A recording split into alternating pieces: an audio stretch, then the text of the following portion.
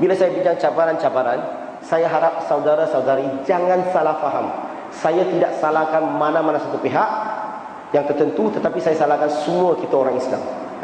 Mungkin saya akan cerita sedikit. Mungkin saya rasa kebanyakannya pegawai-pegawai jabatan agama ke, perkim ke, kadang-kadang ramai di kalangan mereka menjalankan tugas yang bagus. Tetapi mungkin ada segelintir di kalangan mereka ni jalankan tugas kadang-kadang kurang baik. Mungkin disebabkan jahil ataupun kurang ilmu tentang, kurang memahami mu'alaf, yang menyebabkan mereka melakukan sesuatu yang kadang-kadang tak seharusnya berlaku. Pendek kata, saya tak nak salahkan mana-mana satu pihak. Saya salahkan ke kita orang semua Islam. Setuju? Okey, mari kita bincang tentang cabaran-cabaran mu'alaf. Saya nak pecahkan kepada 3 bahagian. Sebelum mereka memeluk agama Islam, semasa mereka memeluk agama Islam, dan selepas mereka memeluk agama Islam. Apa jenis cabaran yang mereka hadapi? Okey, yang pertama, sebelum memeluk agama Islam. Ramai orang bukan Islam hari ini, mereka sudah yakin Islam tu agama yang benar. Mereka sudah yakin dan mereka nak memeluk agama Islam. Tetapi yang menghalang mereka daripada masuk Islam adalah contoh-contoh orang Islam ataupun media yang melaporkan sesuatu yang negatif terhadap agama Islam. Itu yang menghalang mereka daripada nak melangkah memeluk agama Islam. Ini sebelum nak masuk Islam ni. Ada orang nak masuk Islam tetapi kena ejek. Sebelum masuk Islam kan dia nak tunjukkan dia nak belajar Islam, tetapi orang Islam ejek dia. Ada ke tidak? Kawan saya seorang doktor, dia buat praktikal dekat USM Kubang Kerian, China. Dia dekat situ buat praktikal. Dia minat nak belajar Islam, tapi dia beragama Kristian. So dia cuba tanya, nak belajar. Tetapi sedih sekali adalah kawan-kawan Islam tu, yang doktor-doktor sana tu, ejek dia selalu. And you ni mesti pasal perempuan Melayu. Tahu tak, masuk Islam kena potong tau. Lepas tu mampu tak you nak solat 5 waktu sehari? Perkara ejek menyebabkan dia tak jadi nak memeluk agama Islam. Sehinggalah bila orang referkan dia kepada kita dan kita terangkan, jelaskan kepada dia, alhamdulillah tahun lepas dia memeluk agama Islam dan sudah nikah pun. Ini yang menyebabkan ramai orang tak jadi masuk Islam sebab apa? Ejekan. Ini sebelum masuk Islam ni.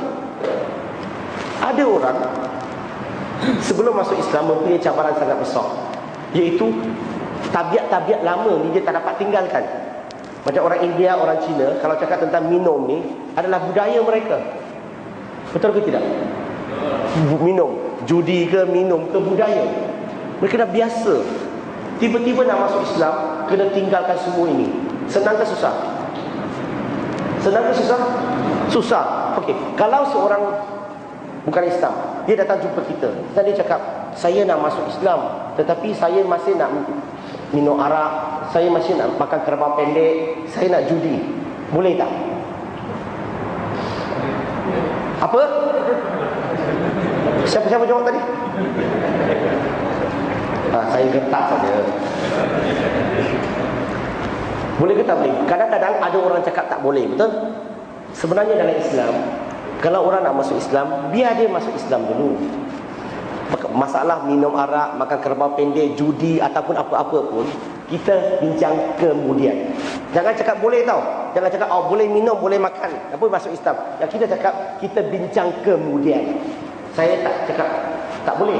Bincang kemudian sebab lebih baik dia masuk Islam dulu, betul? Dia menyelamatkan akidah dia dulu, betul? Dan masalah-masalah fiqh ini, okey, kita kemudiankan. Sebab yang penting kita didik dia akidah dulu, mengenali Allah dulu, mengenali Rasulullah sallallahu alaihi wasallam dulu. Bila dia dah mengenali, dia dah sayang kepada Allah dan Rasulullah, automatically tak perlu kita suruh dia berhenti pun, dia akan sendiri jauhkan diri daripada perkara-perkara semua itu. Setuju ke tidak? So bila orang minat nak masuk Islam, ingat, kalau dia masih nak amalkan itu, biar dia masuk Islam dulu. Perkara-perkara lain kita bincang kemudian. We'll talk about this later. KIV, let's be a Muslim first.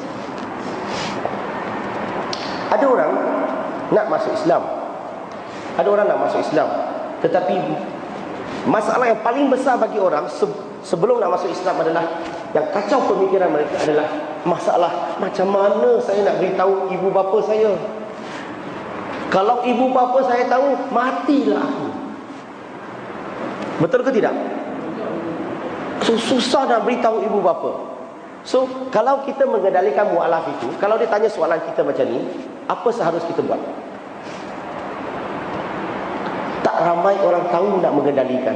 Bagi saya, sebaik-baiknya, kalau boleh dikatakan kebanyakan kes, melainkan ibu bapa mereka boleh terima. Kalau tidak, sebaik-baiknya suruh mereka rahsiakan pengislaman itu dulu. Tahu tak kenapa? Sebab akidah mereka masih kecil. Biarlah mereka masuk Islam dulu, belajar Islam dulu, mengamalkan agama dulu, mengkaji dulu. Bila akidah mereka dah kuat, bila mereka sudah bekerja, bila mereka sudah memberi wang ataupun bantu ibu bapa atau banyak-banyak bantu keluarga, mereka sendiri akan tahu masa yang sesuai untuk nak beritahu ibu bapa. Kalau kita beritahu terus kepada ibu bapa, kadang-kadang dia baru nak masuk Islam, kadang-kadang dia tak jadi masuk Islam sebab ibu bapa tak benarkan mereka masuk Islam. Betul ke tidak? Ada kawan saya, dia nak masuk Islam, mak bapak dia cakap, kalau you masuk Islam, you akan nampak mayat mak bapak dalam rumah. Ugut. Ada orang, baru-baru ni ada seorang perempuan Sabah, dia